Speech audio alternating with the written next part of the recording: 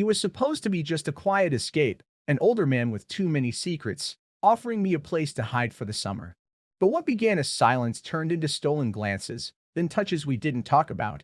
His hands were rough, his eyes tired, but the way he looked at me made everything I was running from disappear until someone captured our truth through a bedroom window. One photo was all it took to unravel the fragile world we built. Whispers turned into threats. His past came knocking, and the man who once held me like I was his second chance suddenly pushed me away to protect himself. We broke. Then we burned. But what do you do when the only person who's ever truly seen you becomes the one thing you're most afraid of losing? When the world finds out what was never meant to be shared, will love survive the fallout, or will fear win again? He said, let's leave. But the door stayed open. So now tell me, would you walk through it, or run? I never meant for that summer to become anything more than a way to escape. My name's Evan. I was 21 then, drifting, broke, and barely holding myself together after dropping out of college and coming out to a family that didn't want to hear it. When my dad's old army buddy offered a guest house in Montana in exchange for helping out on his property, I said yes before asking a single question. The drive there was endless, miles of empty road, no signal, no distractions. That was the point. I wanted to disappear. I wanted silence. I wanted to stop feeling like I was always running from something: memories, expectations, the shame I couldn't scrub off even when no one was looking. The house was huge, quiet, the kind of place that looked like it hadn't laughed in years. And he stood in the doorway, framed by the fading sun. Jack Rayner, 42, tall, square-jawed, hair graying at the temples. His handshake was firm, his voice low and gravelly. "You're early," he said. I nodded, unsure how to act. "Thanks for letting me stay." He just looked at me. "Follow me." The guest house was small but clean. I dropped my backpack and collapsed on the bed, barely listening to the creaks of the floor above. That night, I heard him pacing. He didn't sleep much. Neither did I. The next morning, I met Lana, his niece, mid-30s, red hair, sharp tongue. She lived 2 miles down the road and stopped by often. "You the new stray?" she asked with a smirk. "Jack collects those." "Not sure what that makes me," I said. "Don't worry. He's not as cold as he looks." She winked and left me wondering what she meant. The days blended into routine. Chopping wood. Fixing fences. Long, silent dinners. Jack didn't talk much, but he watched. Sometimes I caught his eyes lingering. Sometimes mine did too. His silence wasn't empty, it felt like it held everything he wasn't saying. One evening, I was shirtless, sweating in the heat, trying to fix a jammed door on the tool shed. Jack appeared behind me, quiet as always. He handed me a wrench without a word. Our fingers brushed. I pulled back fast. "Sorry," I muttered. He didn't move. "Don't be." That night, I couldn't sleep. My body remembered the touch more than it should have. I told myself I was imagining it, that it was one-sided. Eddie was just helping. But the silence between us had started to feel like pressure, dense, heavy, like something waiting to break. 3 days later, a storm rolled in. Thunder shook the windows. The power went out. I was in bed, scrolling through old photos, when I heard a knock. Jack stood in the doorway, holding a flashlight. "Breaker's dead," he said. "You okay?" I nodded, but my breath caught when he stepped into the room. He didn't leave. "Couldn't sleep," he said after a pause. "Too damn quiet." I shifted in bed, heartbeat loud in my ears. "Same." He leaned on the doorframe. The flashlight cast shadows across his face. And in that moment, neither of us said what we were both thinking. But we knew. The air between us wasn't just thick, it was charged. "I used to like storms," he said quietly. "What changed?" "They stopped being loud enough." I didn't know what to say to that. So I just looked at him. Really looked. And he looked back, not flinching, not hiding. For a second, I thought he might cross the room. I thought something might happen. Something that would change everything. But he didn't move. "Good night, Evan," he said, his voice hoarse. "Night." He closed the door behind him. I sat there in the dark for a long time, heart pounding. I didn't know what scared me more, what almost happened, or how badly I wanted it to. The line had been drawn, and we were standing right on top of it. The next morning, things felt different. Jack barely looked at me during breakfast, but I felt his presence more than ever. Every sound he made, a cough, a footstep, the way his chair scraped against the tile, sent a jolt through me. I hated how aware I was of him, how my skin burned when he walked behind me to grab the coffee pot.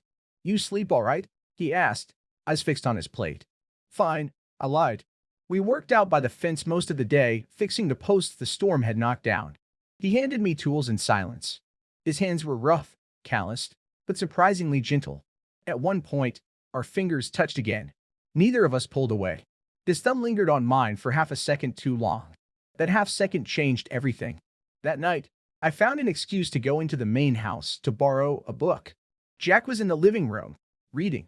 He didn't look up as I entered, but I felt his awareness, like a heat pressing into my back. "Got something in mind?" he asked. "Not really. Just looking." He finally glanced up. His stare was steady, unreadable. "You don't have to pretend." I froze. "Pretend what?" "That you're not trying to be near me." The words landed like a stone in my chest. He didn't say them like a challenge, more like a quiet truce. I hesitated. "Maybe I am," I said. Long pause. "Then stop pretending," he murmured, and returned to his book. I didn't know if that was an invitation or a warning. He walked past me when I left. Slow, deliberate, close enough that our arms almost brushed. He didn't touch me, but I didn't sleep that night, and I was sure he didn't either. The next few days blurred together. We didn't speak of that moment, but something between us changed. The silence felt louder. Jack brushing past me in the hallway, my hand grazing his on the staircase. It was like our bodies had begun having conversations we were too afraid to voice. Lana noticed. "You've got that look," she said one afternoon, tossing a bag of feed into the truck. "What luck? Like someone about to do something they'll think about for the rest of their life." I tried to play it off. "You're imagining things." She gave me a knowing smile. "Don't be stupid, Evan. I've seen it before." Jack won't say a word, not unless he's forced. But that doesn't mean he doesn't feel it. He barely talks to me. She leaned closer. "That's his tell." She slammed the tailgate shut and climbed into her car. "If you're gonna cross that line, do it with your eyes open." He's not built for half measures. That evening, I found him in the workshop, sharpening an old set of blades. I busied myself reorganizing a shelf that didn't need it. Every scrape of metal against stone felt like a heartbeat. "Jack," I said finally. He didn't look up. "Yeah? Why haven't you asked me to leave?" He paused, blade in hand. "You want to go?" "No." He turned slowly. "Then why ask?" "Because I don't know what this is." He stood there a long time, watching me. "Neither do I." I stepped closer. "But it's something." He didn't deny it. "I'm too old for you," he said. "I'm not here looking for a boyfriend." That made him smirk, just barely. "Then what are you here for?" "You." Silence. He moved toward me, slow, cautious. His hand hovered near my face, fingers trembling, then dropped. "This is a mistake," he said. "Then tell me to leave." "I can't." I reached down and touched his hand. He didn't pull away. But we didn't kiss. Not yet. Whatever this was, it wasn't safe. It wasn't easy. It wasn't clean. But it was real. And it was growing faster than either of us could stop. The next time it happened, it was almost nothing. A late night. A quiet room. The sound of wind brushing the windows. I was sitting on the couch in the main house, pretending to read. Jack came in, said nothing, and sat across from me. We stayed like that for a while, barely looking, barely breathing. Just two men suspended in silence. Then I stood up, intending to leave. He caught my wrist, gently. "You don't have to go," he said, voice low. I didn't move. He stood too. "I keep telling myself not to cross this line." "But you already have," I whispered. He didn't argue. His hand brushed mine, and suddenly his palm was on my chest, flat, warm, trembling. My breath hitched. I didn't say a word. I didn't need to. When he kissed me, it was slow, careful, like he was afraid I'd disappear if he pushed too hard. Like he wasn't sure if this was real or just a moment he was stealing before it vanished. And I almost pulled away. Not because I didn't want it, but because I did. His mouth tasted like coffee and something older, like memory or grief. His hand found the back of my neck, and mine gripped his shirt like I was afraid the moment would collapse if I didn't hold it together. When we broke apart, his eyes searched mine. But neither of us spoke. That night, we didn't sleep together. Not in that way. We barely touched again. We sat on opposite sides of the couch, the space between us pulsing. But everything had changed. The next day, I woke up early, pulse still racing.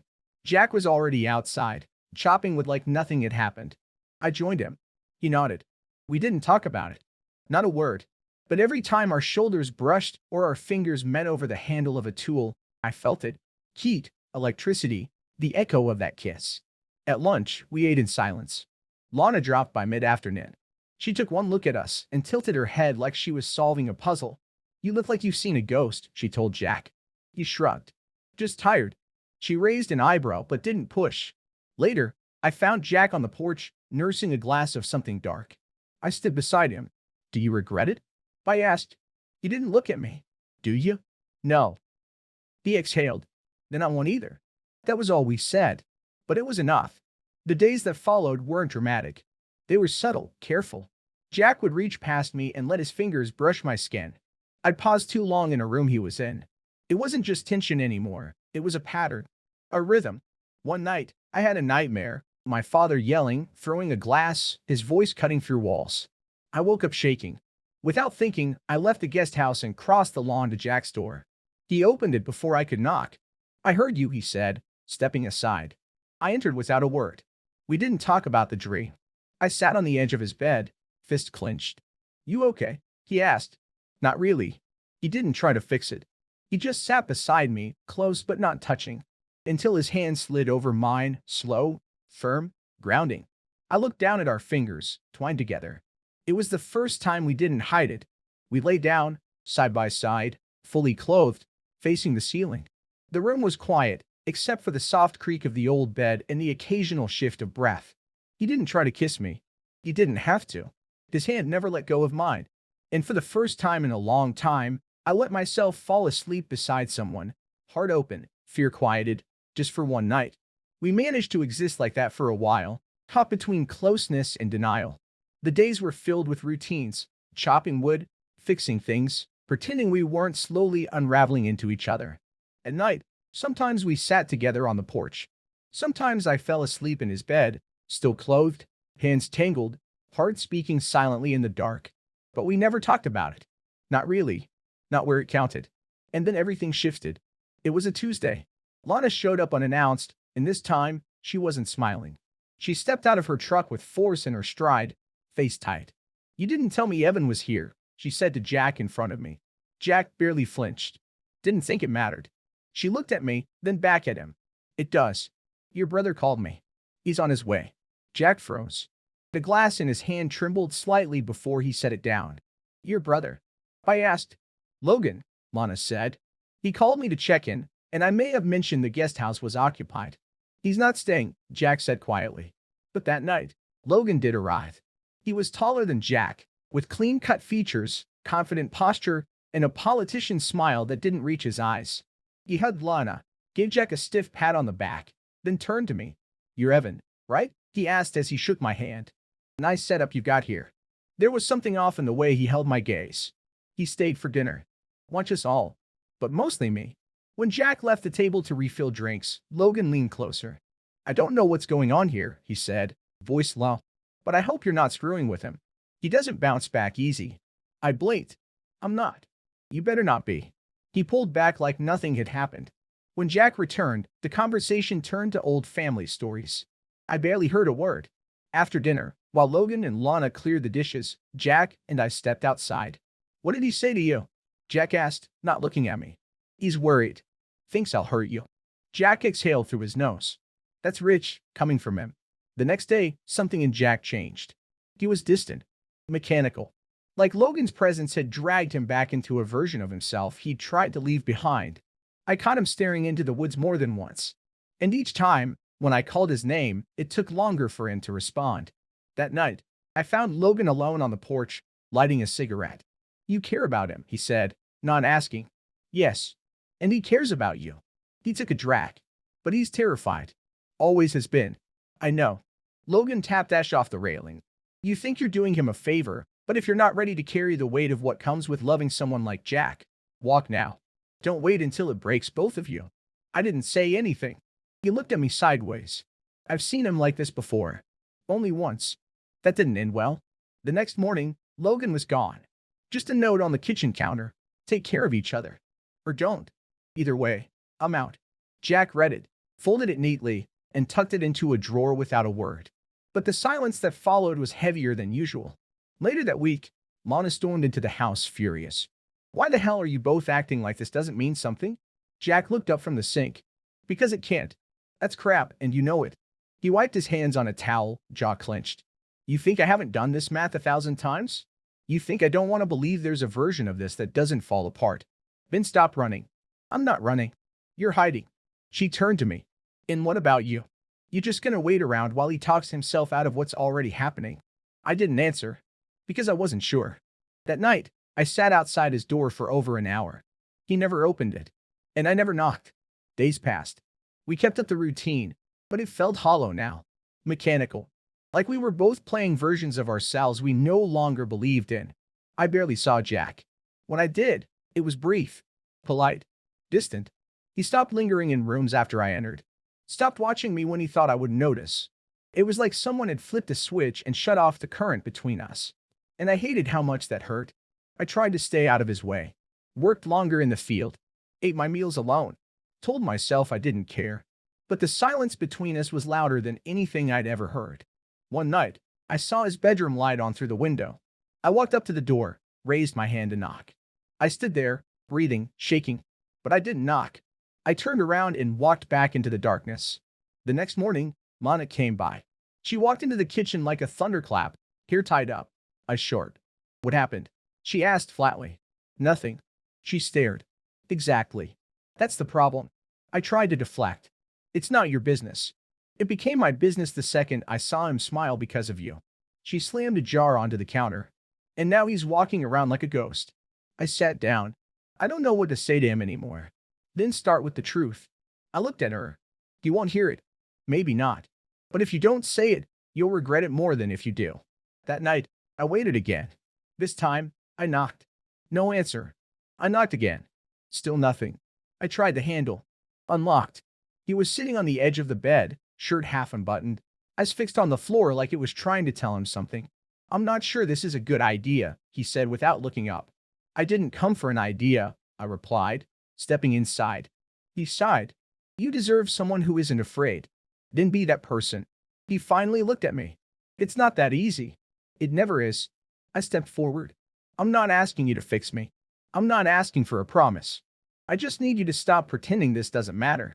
His throat bobbed as he swallowed. You don't know what I've been through. I don't, I admitted. But I want to.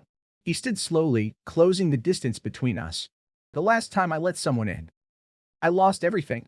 He walked away. And I stayed broken. I'm not him. I know. I placed my hand on his chest, felt the rapid beat beneath my palm. Then show me. His breath hitched. Eyes flicked between mine, searching, deciding. And then he kissed me. This time, it wasn't cautious. It wasn't careful. It was deep. Desperate.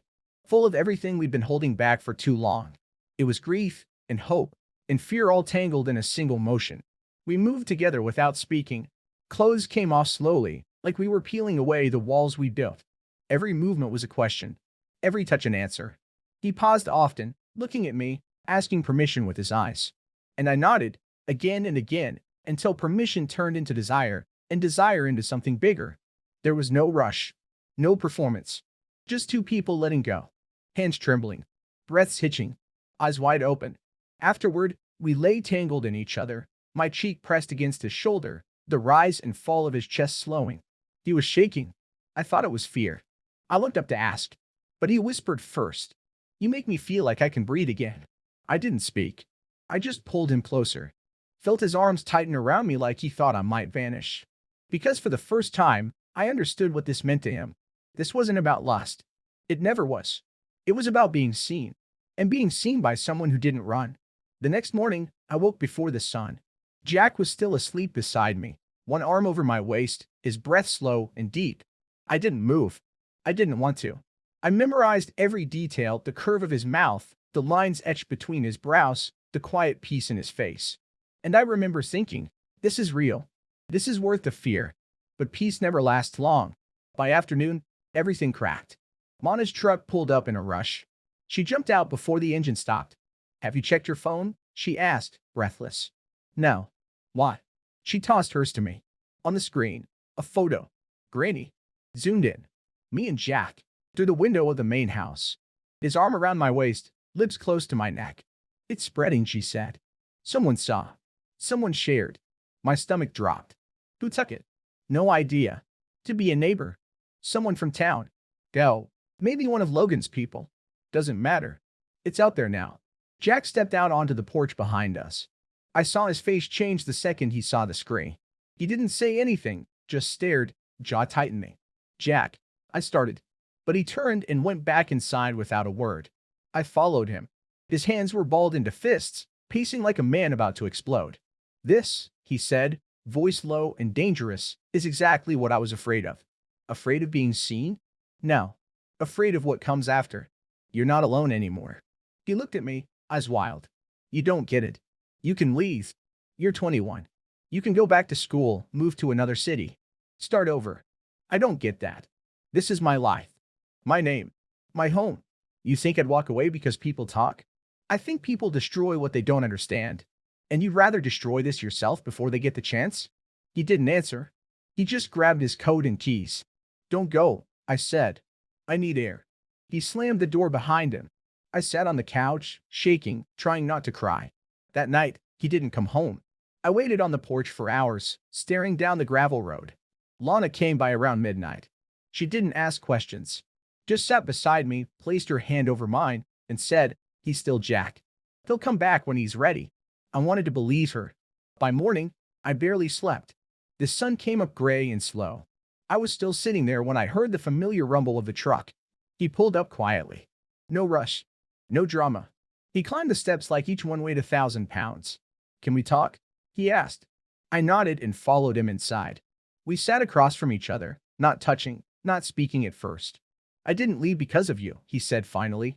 I left because I didn't trust myself not to say something I couldn't take back. You think I'm the enemy now? No, he said softly. I think I'm scared. Of wanting something I don't know how to keep. I felt my throat tighten. Then let me help you keep it. He looked at me, really looked, like he was trying to see through the noise in his own head. Why are you still here? He asked, almost in disbelief. Because I want to be. That cracked something in him.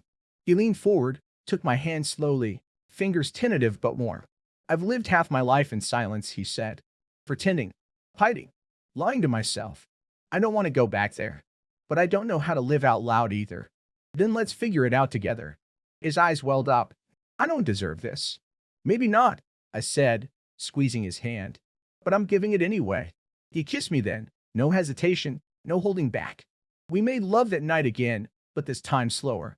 There was no rush, no edge of desperation. Just stillness, truth, and the feeling of being exactly where we were supposed to be. We lay tangled in each other afterward, skin to skin, heartbeats sinking in the dark. You stayed, he whispered. And I whispered back, I'm not going anywhere. We tried to live like nothing had changed. But something always does, doesn't it? Even in the quiet, something had shifted. Jack was warmer now. He'd reach for my hand without hesitation, pull me close in the kitchen, kiss me softly while the coffee brewed. He smiled more. Slept better. It felt good. It felt right. But under the surface, we both knew the outside world hadn't forgotten. One evening, Lana called. Her voice was tense, tight. You two should talk, she said. There's more. It's not just the photo anymore. I put her on speaker. Jack leaned against the table, arms folded. There's a post going around, she continued. Comments. Screenshots. Some people recognized you, Jack. It's gaining traction. He didn't say a word. Just stared out the window. I thought you should know, Lana added gently, and hung up. Jack stood there for a long time, not moving. Then he turned and walked out onto the porch. I followed. He leaned on the railing, shoulders tense. The sky was darkening, but the woods still glowed with the last light of dusk. We don't have to hide, I said. We're not hiding, he muttered. We're bracing. I stepped closer. Then tell me what you're thinking. Silence stretched between us. The wind picked up. Finally, he said, I keep thinking, maybe it's better if you go. The words hit like a punch to the chest. Why would you say that? He exhaled, eyes still on the trees. Because I don't want to be the reason your life gets harder. You still have a future. You can move, build something. I don't want to drag you into my wreckage. You're not wreckage, I said, voice trembling. And I'm not leaving because some strangers behind a screen have opinions. He turned, finally looking at me. You don't understand what it's like to have everyone look at you and only see your mistakes. Maybe not, I said. But I see you. Not what people think. Just you. His face softened, just for a second. Then hardened again. I don't want to lose this, he admitted. Then don't. But I don't know if I'm strong enough to keep it. I stepped closer, cupped his face. You are. Even if you don't believe it yet. That night, we didn't sleep much. We lay in bed, wrapped around each other like armor against whatever was coming. His hand never left mine, and I knew he was scared. But he wasn't running anymore. The next morning, his phone rang. He answered in the other room, but I heard his voice shift. Heard the pause, the tension. When he came back, he sat down across from me. It was Mitch, he said. We used to work together. Words out. I nodded slowly. How bad? They were asking questions. I'm pretty sure I'm not welcome back. I reached across the table, took his hand. I'm sorry. He nodded but didn't speak. His eyes were glassy, distant. I worked there 10 years, he finally said. I gave everything. Now, nothing. I squeezed his hand tighter. You still have something. You have me. He looked at me like that truth was the only thing keeping him upright. You still want to stay? He asked quietly. Yes. Even now? Especially now. We sat in silence, the weight of everything pressing in. Then, he said something I didn't expect. Let's leave. I blinked. What? Pack up. Drive. Go somewhere no one knows us. Start over. You mean it? He nodded. I do. Where? I don't know. Somewhere with fewer ghosts. A laugh escaped me, soft and broken. That might be hard to find. He smiled, just barely. Then we'll make a new place. We didn't pack that night. We didn't run. We just sat on the porch, side by side, hands entwined. But for the first time, the door wasn't closed. And maybe that was enough.